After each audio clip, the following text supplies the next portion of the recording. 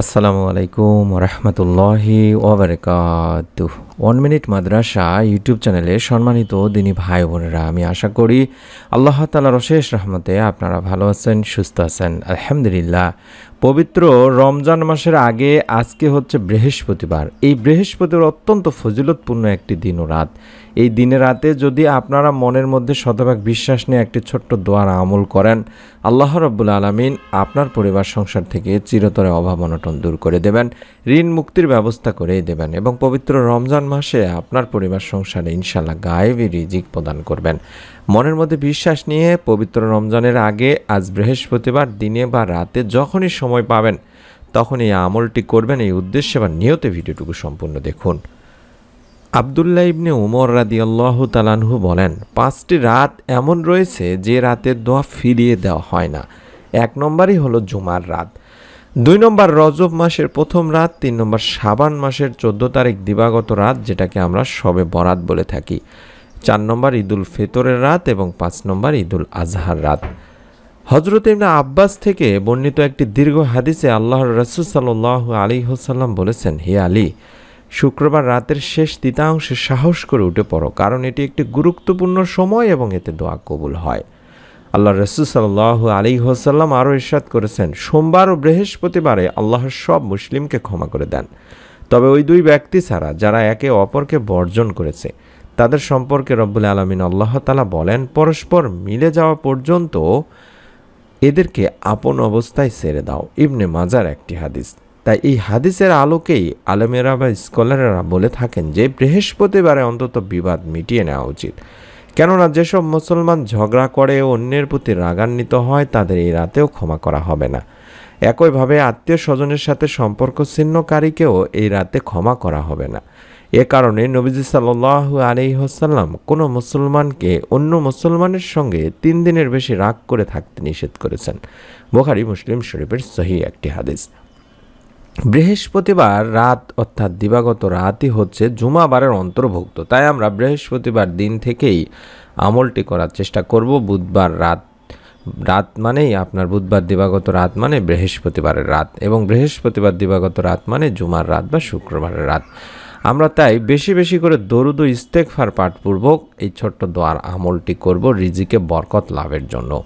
পৃথিবীটি হচ্ছে মানুষের আমলেরই একটি শস্য ক্ষেত্র, দুনিয়া পরীক্ষার একটি জায়গা। আল্লাহ রাব্বুল আলামিন তার বান্দাদের বিভিন্ন সময় বিভিন্ন রকমের বিপদ আপদ, অর্থ সংকট, বালা মুসিবতে আপতিত করেন। এভাবেই তিনি তার বান্দাদেরকে পরীক্ষা করে থাকেন। বান্দা তার কাছেই ফিরে আসে নাকি আল্লাহর নাফরমানিতে লিপ্ত হয়, তিনি তার জন্য পরীক্ষা করে থাকেন।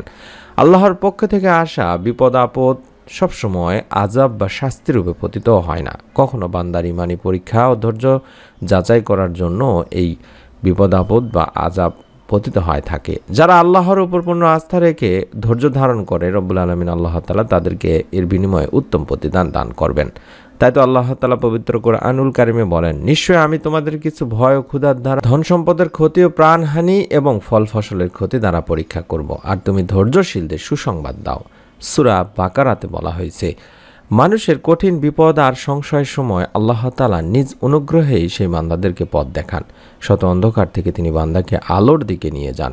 আল্লাহ তাআলা বলেন, আল্লাহই হচ্ছে মুমিনদের অভিভাবক, তিনি তাদের অন্ধকার থেকে বের করে আলোতে নিয়ে আসেন। আর যারা কুফর অবলম্বন করেছে তাদের অভিভাবক হলো শয়তান, যারা তাদের আলোর থেকে বের করে অন্ধকারে নিয়ে যায়। তারা সবাই অগ্নিবাসী, তারা সর্বদা তাতেই থাকবে। অন্য আয়াতেও আল্লাহ তাআলা বলেন, আল্লাহ তোমাদেরকে তোমাদের মাতৃগর্ভ থেকে এমন অবস্থায় বের করেছেন যে তোমরা কিছুই জানতে না। তিনি তোমাদের জন্য কান, চোখ ও অন্তঃকরণ সৃষ্টি করেছেন যাতে তোমরা শকর আদায় করো। একজন সাহাবীও এরকম রাসূলুল্লাহ সাল্লাল্লাহু আলাইহি সাল্লামের কাছে এসে বললেন যে, ইয়া রাসূলুল্লাহ সাল্লাল্লাহু আলাইহি ওয়াসাল্লাম, দুনিয়া আমার প্রতি পৃষ্ঠ প্রদর্শন করেছেন, অর্থাৎ আমি চরমভাবে অভাবগ্রস্ত, ঋণের মধ্যে পড়েছি। রাসূলুল্লাহ সাল্লাল্লাহু আলাইহি ওয়াসাল্লাম বললেন, তোমার কি ওই তাসবিহ স্মরণ নেই যেই তাসবিহ ফেরেশতা ও মাখলুকের, যার বরকতে রুজি প্রদান করা হয়? যখন সুবহে সাদিক উদিত হয় বা শুরু হয় তখন এই তাসবিহ তুমি পাঠ করবে। অন্তত 100 বার এই তাসবিহটি পাঠ করার কথা বলা হয়েছে। আমরাও চেষ্টা করব এই সময়টিতে এই তাসবিহটি অন্তত 100 বার করে পাঠ করার। সুবহানাল্লাহি ওয়া বিহামদিহি, সুবহানাল্লাহিল আলিয়্যিল আযীম ওয়া বিহামদিহি আস্তাগফিরুল্লাহ। বেশি বেশি পড়ার চেষ্টা করতে হবে, অন্তত 100 বার পড়ার চেষ্টা করবেন। ইনশাআল্লাহ রব্বুল আলামিন আল্লাহ তাআলা আপনাদেরও পরিবার সংসারে রিজিকে বরকত দেবেন। এর ফজিলত হিসাবে আমি কিছুক্ষণ পরেই বলছি যে সুবহানাল্লাহি ওয়া বিহামদিহি সুবহানাল্লাহিল আলিয়্যিল আযীম ওয়া বিহামদিহি আস্তাগফিরুল্লাহ। যদি এই তাসবিহটি 100 বার পড়তে পারো, রাসূল সাল্লাল্লাহু আলাইহি সাল্লাম বলছেন, তাহলে দুনিয়া তোমার নিকট অপমানিত হয়ে আসবে, অর্থাৎ তুমি খুব সহজেই সচ্ছলতা লাভ করবে। ওই সাহাবী রাদিয়াল্লাহু তাআলা আনহু চলে গেলেন। কিছুদিন পর পুনরায় এসে হাজির হয়ে আরজ করলেন, ইয়া রাসূলুল্লাহ সাল্লাল্লাহু আলাইহি ওয়াসাল্লাম, দুনিয়া আমার নিকট এত বেশি আসে, আমি কোথায় রাখবো হতবাক, কোথায় উঠাবো? সুবহানাল্লাহ। অর্থাৎ রব্বুল আলামিন আল্লাহ তাআলা তাকে রিজিকে বরকত প্রদান করেছেন, তার পরিবার সংসার থেকে অভাব অনটন দূর করে দিয়েছেন। আমরা যদি পবিত্র রমজানের আগে এই বৃহস্পতিবারে অন্তত ফজরের নামাজের আগে হোক বা পরে হোক অন্তত 100 বার করে সুবহানাল্লাহি ওয়া বিহামদিহি সুবহানাল্লাহিল আলিয়্যিল আযীম ওয়া বিহামদিহি আস্তাগফিরুল্লাহ, এইভাবে যদি অন্তত 100 বার বা তারও বেশি পড়তে পারি, তাহলে আল্লাহ তাআলা আমাদেরকেও ইনশাআল্লাহ আমাদের কল্পনার বাইরে থেকে রিজিক প্রদান করবেন।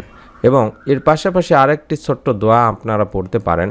হযরত আব্দুল্লাহ রাদিয়াল্লাহু তাআলা আনহু থেকে বর্ণিত হয়েছে যে দোয়াটিতে রাসূল সাল্লাল্লাহু আলাইহি সাল্লাম আল্লাহ তাআলার কাছে সচ্ছলতা চেয়ে এই দোয়ার মাধ্যমে আবেদন করতেন। আর দোয়াটি হচ্ছে, আল্লাহুম্মা ইন্নী আসআলুকাল হুদা ওয়া আতুকা ওয়াল আফাফা ওয়াল গিনা।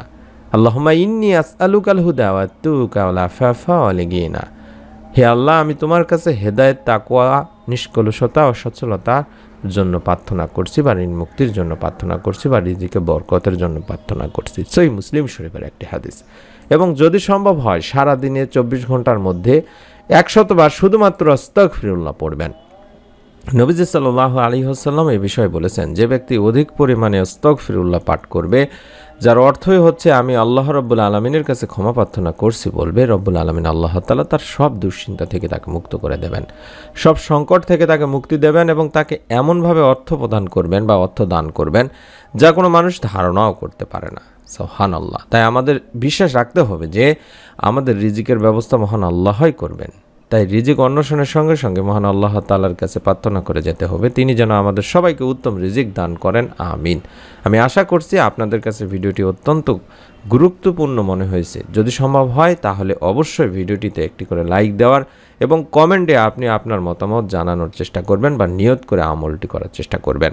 পরবর্তী পবিত্র রমজান মাস জুড়ে আমরা নতুন নতুন আমলের ভিডিওগুলো দেব, যেগুলো আপনার জীবনের অত্যন্ত গুরুত্বপূর্ণ কাজে আসবে আশা করছি। তাই পবিত্র রমজান মাস জুড়ে আমাদের নতুন আমলের ভিডিওগুলো যেন আপনি আপনার মোবাইলে বা কম্পিউটারে পেয়ে যান, তার জন্য অবশ্যই চ্যানেলটির সঙ্গে থাকবেন সাবস্ক্রাইব করার মাধ্যমে। সকলে ভালো থাকুন, সুস্থ থাকুন। আমরা দোয়া করি রব্বুল আলামিন আল্লাহ তাআলা আমাদের সম্মানিত দিনী মা ও বোনেরা যারা ভিডিওটি দেখেন, চ্যানেলের মেম্বার যারা, সাবস্ক্রাইবার যারা, তাদের মনের নেক আশা এই ছোট্ট আমলের ওসিলায় পূরণ করে দিন। পবিত্র রমজান মাসে তাদের পরিবার সংসারে রিজিকে বরকত দান করুন। আমিন। আসসালামু আলাইকুম ওয়া রাহমাতুল্লাহি ওয়া বারাকাতুহু।